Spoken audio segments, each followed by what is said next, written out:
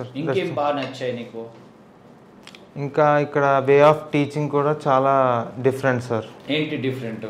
Means అలా కాదు sir, means so daily వచ్చిన వెంటనే ప్రెజెంటేషన్ ఉంటుంది.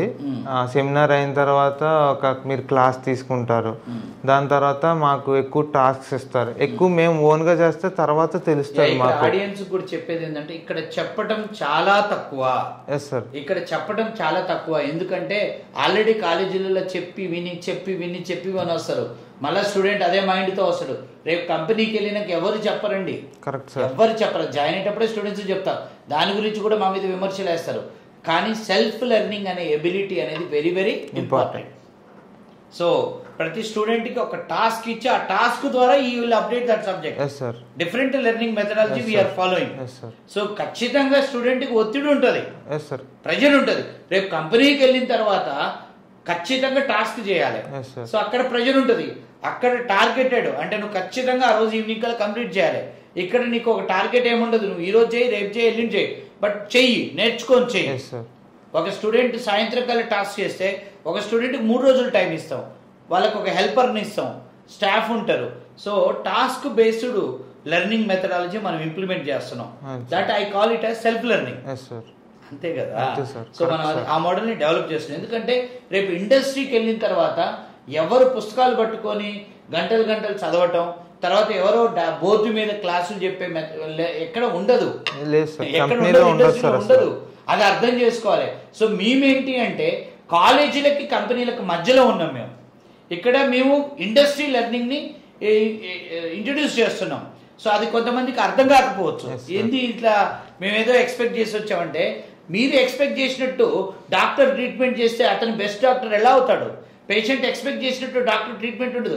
ఒక డాక్టర్కి ఒక ఎక్స్పీరియన్స్తో వచ్చే ట్రీట్మెంట్ మెథడాలజీ ఇక్కడ మాకు వచ్చిన అంటే టీచింగ్ ఎక్స్పీరియన్స్ మేము ఒక లెర్నింగ్ మెథడాలజీస్ని ఐడెంటిఫై చేసి ఇంట్రడ్యూస్ చేస్తున్నాం. దాన్ని కరెక్ట్గా ఉపయోగించుకున్నవాడు డెఫినెట్గా మంచి ప్రోగ్రామర్ అవుతాడు. కరెక్టేనా? Correct sir. సో అది నీకు బాగా నచ్చిందా? నచ్చింది సార్. టాస్క్ కూడా ఉండాలి, పేషెన్సీ అండ్ రెగ్యులారిటీ ఉండాలి.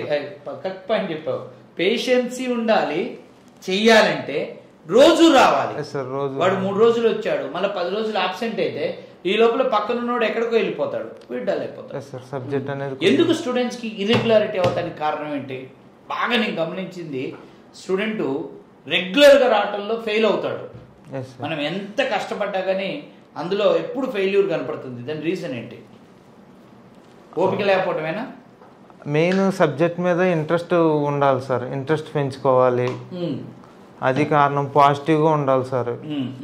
అంటే వీళ్ళు 100% ప్లేస్మెంట్ ప్రోగ్రామ్ అన్నారు, మనం డబ్బులు కట్టాం, మన పని అయిపోయింది, వీళ్ళు ఏదో ఒకటి చేసి జాబ్ ఇప్పిస్తారు అనే మైండ్ సెట్ తో ఉంటాడా స్టూడెంట్? నాకు అనిపిస్తుంది అలా ఉండకూడదు సార్. ఉంటాడేమో అని నాకు doubt.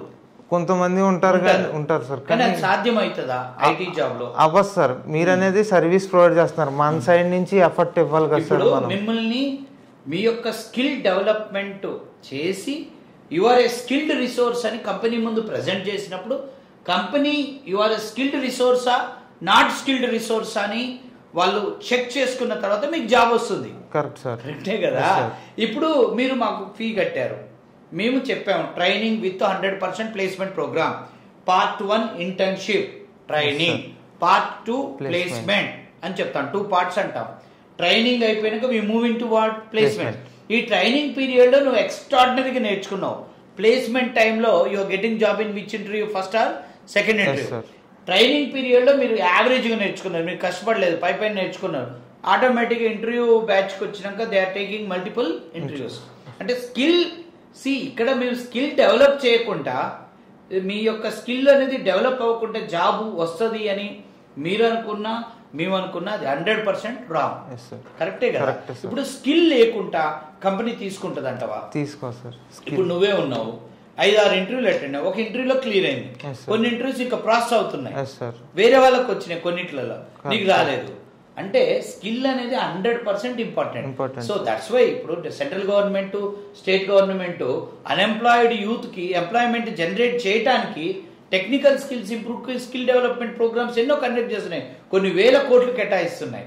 So skill development is very very important. అది కమ్యూనికేషన్ స్కిల్ కావచ్చు, టెక్నికల్ స్కిల్ కావచ్చు. వితౌట్ స్కిల్ డెవలప్మెంట్ జాబ్ రావాలనుకోవటం అయితే అది ఈవెన్ దో ఒకవేళ స్కిల్ డెవలప్ చేసుకోలేదు, అతనికి లక్లో జాబ్ వచ్చింది, ఉంటుందంటవా జాబ్? ఉండదు సార్, తర్వాత చేయలేరు కదా సార్. స్కిల్ డెవలప్ చేసుకోకుండా జాబ్ చేయటం చాలా కష్టం. ఇక్కడ ఇంకొక విషయం కూడా చెప్తున్నాను స్టూడెంట్స్కి, పేరెంట్స్కి. మీరు ఐటీ సైడ్ జాబ్కు రావాలి అంటే మీరు ఆ జాబ్ని ఆ యొక్క పర్టికులర్ టెక్నాలజీలో ఒక 30 years పనిచేయాలి. మీరు 30 years పనిచేయాలనుకునే ఒక సబ్జెక్ట్ని మీరు ఎన్ని రోజులు ఎంత బాగా నేర్చుకోవాలనేది ఒక్కసారి మైండ్ పెట్టి ఆలోచించండి. అది ఒక నెలలో, ఒక 2 నెలల్లో, ఒక 45 రోజులు, రోజు 2 గంటల ట్రైనింగ్తో ఆ యొక్క టెక్నాలజీ నేర్చుకొని మీరు జాబ్లోకి వెళ్తారనుకోవటం మీ యొక్క ఏమనుకోవాలి, అదొక దురాశ, అందులో డౌటే లేదు. అంతే కదా, స్పీడ్గా అంటే ఇప్పుడు .NET అనే సబ్జెక్ట్ని నేను 2002 MCA అయిపోయినాక 2002లో 2003లో నేర్చుకున్నాక 2004లో నా జాబ్ స్టార్ట్ అయింది. 2004 జనవరి 6న నా జాబ్ స్టార్ట్ అయింది. ఇవాళ 2024 జనవరి కూడా దాటింది. అంటే 20 ఏళ్ళు I mean with subject .NET. 20 ఏళ్ళు నేను .NETలో జాబ్ చేస్తున్నాను. అంటే 20 ఏళ్ల క్రితం నేర్చుకున్న సబ్జెక్ట్కి నేను ఎన్ని రోజులు కేటాయించినా తక్కువే కదా. నేను 3 నెలలు పెట్టినా, 6 నెలలు పెట్టినా, 1 year పెట్టినా కానీ ఇంకొక ఎంత లేదని ఇంకొక 15 ఏళ్ళు అయితే చేస్తాం కదా ఈ ఫీల్డ్లో. ఇంకో 20 ఏళ్ళు ట్రై చేస్తాం. 10 ఏళ్ళు అనుకుందాం, అంటే 30 years నేను ఈ యొక్క .NETలో జాబ్ చేయాలి కదా. 30 years నేను ఈ .NET జాబ్ చేయడానికి స్టార్టింగ్లో నేను ఎన్ని ఎక్కువ రోజులు ఎంత ఎక్స్పర్టైజ్ అయితే నాకు అప్పుడు ఈ జాబ్ చాలా ఈజీ అవుతుంది. ఈ విషయాన్ని జనాలు గుర్తించాలి. ఫస్ట్ పాయింట్ కరెక్టేనా? అంతే కదా. ఇప్పుడు జాబ్ ఉన్నా ఆ జాబుని పక్కన పెట్టి ఉపయోగం లేని జాబ్ ఎందుకురా అని చెప్పి నువ్వు మళ్ళీ ఇక్కడికి వచ్చి ఏం చేసావు, ఫస్ట్ స్కిల్ డెవలప్ చేసుకున్నావు, తర్వాత you tried your own job placement, జరగలేదు, అప్పుడు మళ్ళీ ప్లేస్మెంట్ ప్రోగ్రామ్ జాయిన్ అయ్యావు. కరెక్టేనా? Correct sir. రైట్.